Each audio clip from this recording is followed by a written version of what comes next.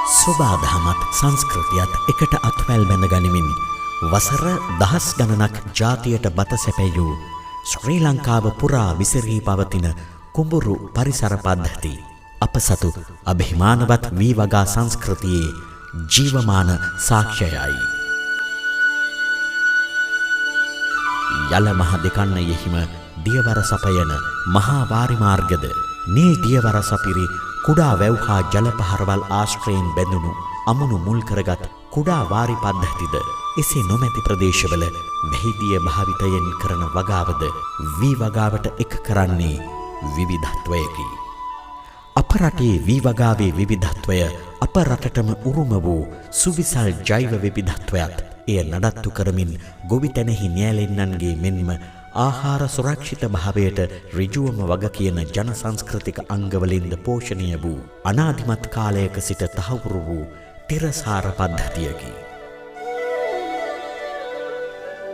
තිරසර පද්ධතියට බරපතල හානි පමුණුවමින් වී වගාවේ තිරසර භාවය අස්වැන්නෙහි ප්‍රමාණාත්මක භාවය පමණක් යයි නිර්වචනය කරමින් එය වැඩි කිරීම සඳහා යොදාගත් උත්සාහය නිසා වර්ධනය වූ ආර්ථික පාරිසරික සෞඛ්‍යය හා සමාජීය ගැටලු අපමණය. කෘෂි රසායන භාවිතය නිසා ඇති වෙලා තියෙන වකුගඩු රෝග, දියවැඩියා, පිළිකා, වඳ බව වගේ රෝග තත්ත්ව අද මුළු මහත් රට පුරාම ව්‍යසනයක් බවට වසංගතයක් බවට පත් වෙලා තියෙනවා. ඉතින් අප ඉදිරි අවුරුදු 4ක 5ක පමණ කාලය තුල මේ කෘෂි රසායන අවදානමින් ගැලවුණේ නැත්නම් නිශ්චිත වශයෙන්ම මුළු මහත් රටම තවත් විශාල මහනුවරක් බවට පත් වෙනවා. මේ වෙනකොට අපට තියෙන සංඛ්‍යා ලේඛන අනුව ලංකාවේ භූගත ජලය මේ වන විටත් දූෂණයට ලක්වෙමින් පවතිනවා. එහි මුල්ම වග උත්තරකරුවා වන්නේ පලිබෝධනාශක හා කෘෂි රසායනිකයි. මේ වී වගාවෙන් මේ ගොවි මහතුරු ඈත් වෙලා ඉන්නේ මේ කෘෂි රසායන වලට සහ ඉතර වී වලට අධික වියදම නිසා. මේ අනුව දේශගුණික හා කාලගුණික විපර්යාසවලට මුහුණ දීම, මැරුණු පස නැවත ජීවී පසක් බවට පරිවර්තනය, ගුණාත්මක බිත්තර වී නිපදවා ගැනීම, ගොවින්ගේ ආකල්ප වෙනස් කරමින් බාහිර යෙදවුම් අවම කරගනිමින් අස්වැන්න වැඩි කර ගැනීමේ ක්‍රමවේදයක් ලෙස දේශීය වී වර්ග හා වැඩි දියුණු කළ වී වර්ග වගා කිරීමට පසුගිය කාල පරිච්ඡේදය පුරා නොඑක් රාජ්‍ය නොවන සංවිධාන හා ආයතන එක්ව අම්පාර, කෑගල්ල, කුරුණෑගල සහ පොළොන්නරුව යන දිස්ත්‍රික්කවල වැඩසටහන් ක්‍රියාත්මක කළා. අම්පාර දිස්ත්‍රික්කය ගත්තට පස්සේ 20%කට වඩා වැඩි ප්‍රමාණයක් සහල් නිෂ්පාදනය සහ වී නිෂ්පාදනය කරන්නේ අපේ මේ අම්පාර දිස්ත්‍රික්කයෙන්. අපි සාම්ප්‍රදායිකව වී වැපිරීමේ ක්‍රමත් එක්ක අනුගමනය කරලා බලද්දී අපි කෘෂිකර්ම දෙපාර්තමේන්තුව මැදිහත් වීමෙන් අපි විවිධ ක්‍රම අත්හදා බලලා තියෙනවා. අනුරාධපුර දිස්ත්‍රික්කයේ අපි හඳුනාගත්තු ගැටලුව තමයි මේ වකුගඩු රෝගය කියන එක. ඒ සඳහා දිස්ත්‍රික්කයේ පුරාම ක්‍රියාත්මක කරන වැඩසටහන යටතේ අපි කාබනික වී වගාව ගොවීන්ට හඳුන්වලා දීලා තිනවා. ඒ අනුව පරිසර හිතකාමී ලෙස වී වගා කිරීමේදී ඇතිවන අභියෝග ජය ගැනීම සඳහා විකල්ප වී වගා ක්‍රම සඳහා යොමු වීම එක් විසඳුමක් වුණා. ඇට පෙළට දැමීම මෙහි එක් ක්‍රමවේදයක්. එහිදී අපට වී ඇට පෙළට දමන යන්ත්‍ර කිහිපයක් හඳුනා ගන්න පුළුවන් වුණා. මේ යන්ත්‍රවල විවිධ විශේෂතා තිබෙනවා. මේ කුමන යන්ත්‍රයකින් වුවත් අපට සාර්ථකව ඇට පෙළට දමන්න පුළුවන්. ඉතාම වැදගත් වන්නේ යෝග්‍ය කාලගුණික තත්ත්වවලදී සහ නිසි පරිදි බිම් සැකසීම් කරන ලද ලියැද්දක් සකසා ගැනීමයි. සකසාගත් ලියැද්දේ මෙන්න මේ ආකාරවලට ඇට පෙළට දැමීම කරගෙන යන්න පුළුවන්. පෙළට ඇට දැමූ කුඹුරක ඇති ප්‍රධාන වාසිය වන්නේ වල් පාලනයට පහසු වීමයි. ඉස්නම් බැඳ තෙත් කරගත් කුඹුර වීඩර් කිරීම මගින් සාර්ථකව වල්පැල පාලනය වන අතරම පසේ වාතයත් දියුණු වෙනවා. ගසේ වර්ධනයට අවශ්‍ය සැකසූ කාබනික පොහොර දෙවන වතාවට යෙදීමෙන් සාර්ථකව ගොයම් ගසේ වර්ධනය ඇති වෙනවා. අම්පාර දිස්ත්‍රික්කයේ කන්න කිහිපයකදී ලබාගත් දත්ත විශ්ලේෂණයෙන් ඒ බව හොඳින් තහවුරු වුණා.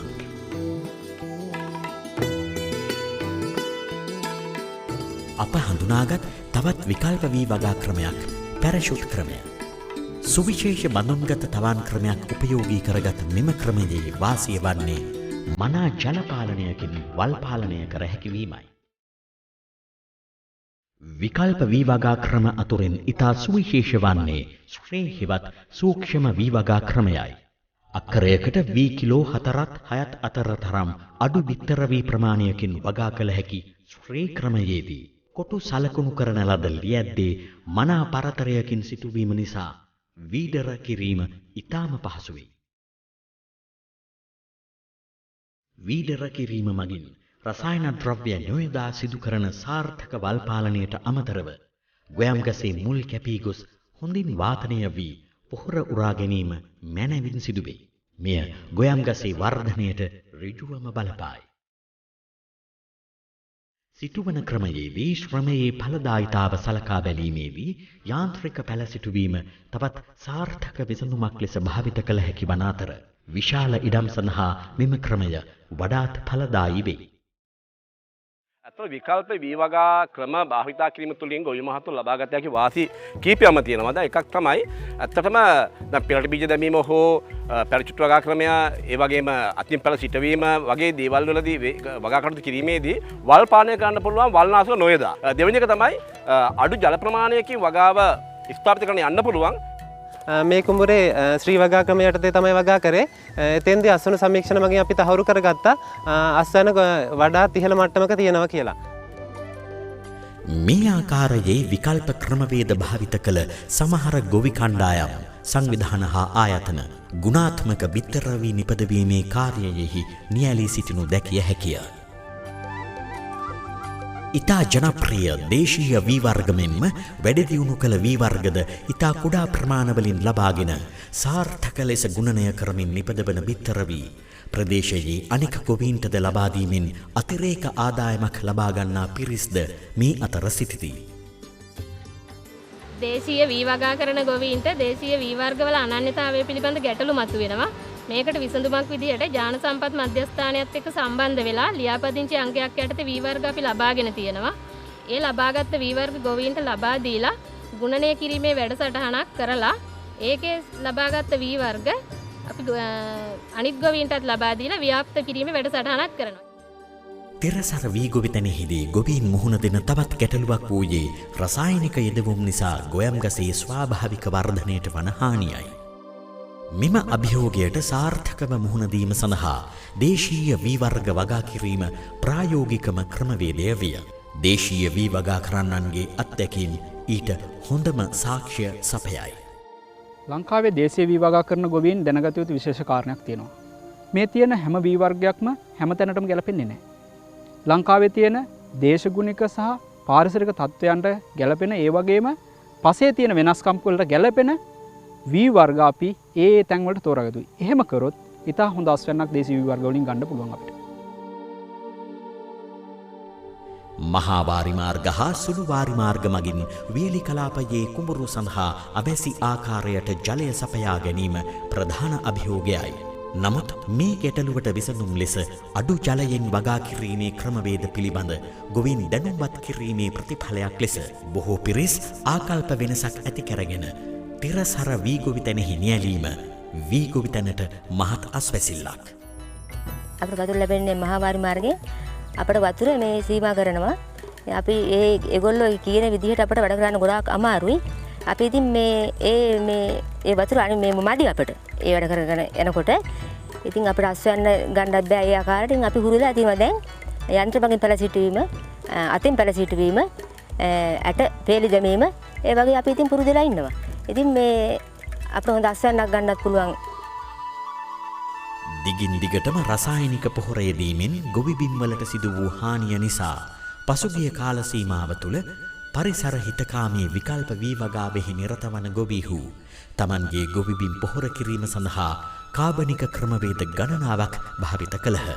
ඒවා බිම් සැකසීමට පෙර, බිම් සැකසීමේදී හා බිම් සැකසීමට පසු යනුවෙන් අධීර 3කින් යුක්ත විය. වර්තමානයේ ශ්‍රී ලංකාවේ වී වගාව සඳහා රසායනික පොහොර ඉතාම වැඩියෙන් පාවිච්චි කරමින් පවතිනවා. නමුත් අපේ පර්යේෂණ කටයුතු වලට අනුව අපිට පුළුවන් මේ ස්වභාවික පරිසරයේ ඉන්න බැක්ටීරියා වර්ග පාවිච්චි කරලා මේ රසායනික පොහොර භාවිතය අවම කරලා ශාකයෙන් ලබා ගන්න පුළුවන් ඉහළ අස්වැන්න ලබා ගන්න මේ බැක්ටීරියා භාවිතා කරා. පරිසර හිතකාමී වගා ප්‍රවේශයේදී ඉපනැල්ලේ සිටම පොහොර කිරීම සාමාන්‍යයෙන් සිදු කැරේ. කිවුළු ඇල සකසා පිදුරු අමුගුම ආදී ස්වාභාවික දෑ යොදා ලියැද්දේ 4 කොනෙහි සාදාගන්නා පොහොර වලවල් දෙහියට පෙර ලියැද්ද පුරා විසුරුවා හරින ගොවියා මූලික පොහොර කිරීමට නොහැකි වූ කල බිම්හීයට පසු ලියැද්දේ තනින් තන පොහොර වලවල් සාදා සති දෙකකට පසු එය විසුරුවා හරි.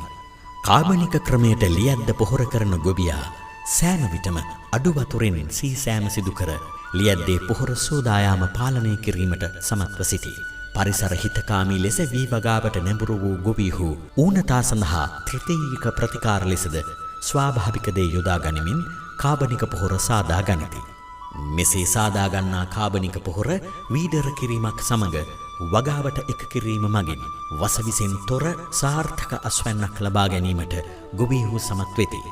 තිරසාර කෘෂිකර්මාන්තයක් සඳහා මාර්ගය පාදා ගන්න කලන්න තියෙන වැදගත්ම දෙයක් තමයි පරිසරයේ සිටින ශුද්‍රජීවී ක්‍රියාකාරය වශයෙන් සිටින ශුද්‍රජීවී ක්‍රියාකාරීත්වය ඉහළ මට්ටමක පවත්වාගෙන පස්සේ සරුභාව තිරසාරව පවත්වා ගැනීම.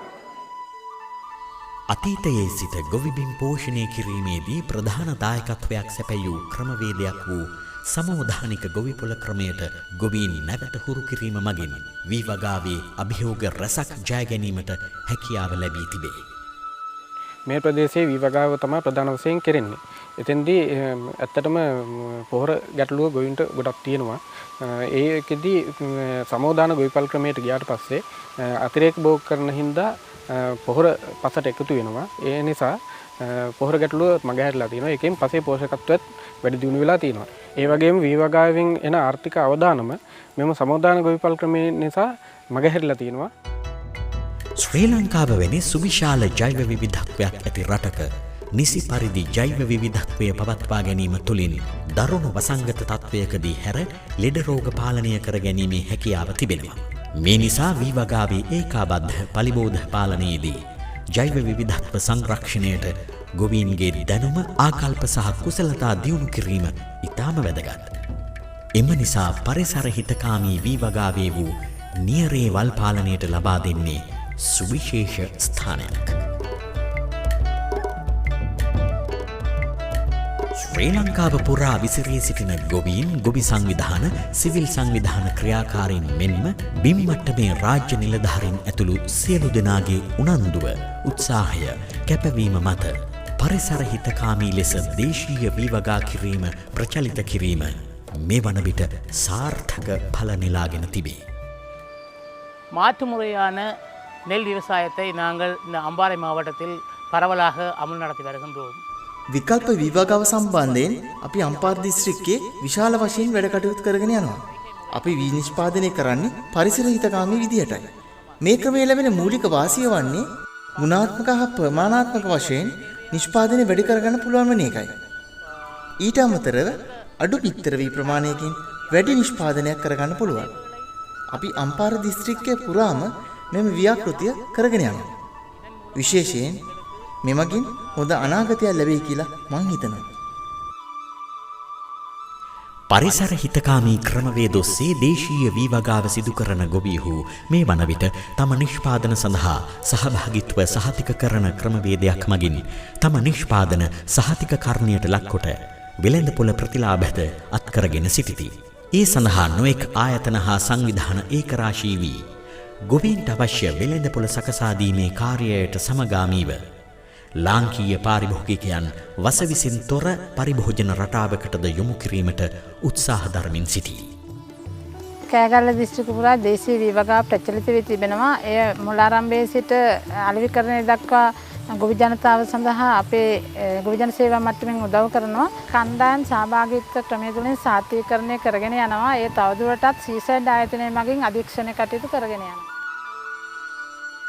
පරිසර හිතකාමී වී වගා ප්‍රවේශය තුළ අද වන විට කාන්තාවෝද සක්‍රීය දායකත්වයක් ලබා දී ඒ තුළින් ප්‍රතිලාභ අත්කර ගනිමින් සිටිති.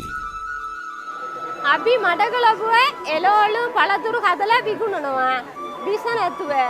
ඒ එළවලු මෙහි ඉන්න කට්ටියට දෙන්න ඕන කියලා අද අපි මෙහි එවිල්ලා බිස්නස් කරනවා. හොඳටම බිස්නස් එක කරනවා. රසායන භාවිතය වැඩිවීම හා පටු කෙටිකාලීන ආර්ථික අරමුණු වෙනුවෙන් රසායනික පොහොර භාවිතයට ගොවීන් හුරු කිරීම මෙන්ම පාරිභෝගික ප්‍රජාව අයහපත් පරිභෝජන රටාවකට හුරුවීම නිසා වත්මන් සමස්ත ලාංකීය ප්‍රජාව මෙන්ම නූපන් පරපුරද විශාල ව්‍යසනයකට ගොදුරු වී ඇත. එබැවින් තිරසර වගා ප්‍රවේශයක් යනු රට හමුවේ ඇති ජාතික අවශ්‍යතාවකි. අපි එකවන්ව අද එක දෙයක් හිතනවා ඒ මේ රටේ මේ වසවිස අවසන් කර ගැනීම. ඒ සඳහා අපි සියලු දෙනාම එක්සිත්ව නැගී සිටිමු. අපට පුළුවන් දිනන්න අපි මේක ජයග්‍රහණය කරනවා.